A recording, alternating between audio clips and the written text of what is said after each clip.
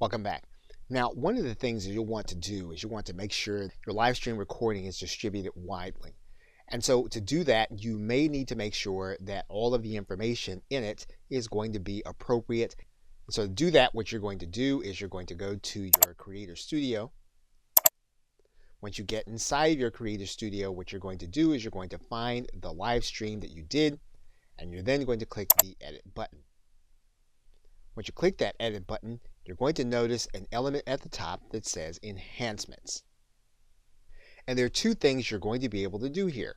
You're going to be able to blur faces, and you're going to be able to start that process by clicking the Edit button. Now, this is a process that YouTube is going to go through, and it's going to take some processing time for it to complete. So that entire process for that video took about 8 minutes. So what we're going to do is we're going to close out the timer, and then we're going to select the faces of the individuals that we want to have blurred. We can decide to just select them all, and then this will blur their faces throughout the entire video. We can deselect them all and then choose only those that we want to be blurred.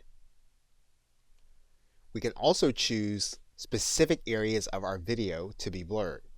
So we click this Edit button. What's going to happen is we're going to then select where we want the blurring to occur.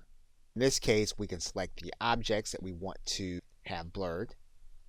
And when we find one, we can just drag out our bar and then click Done.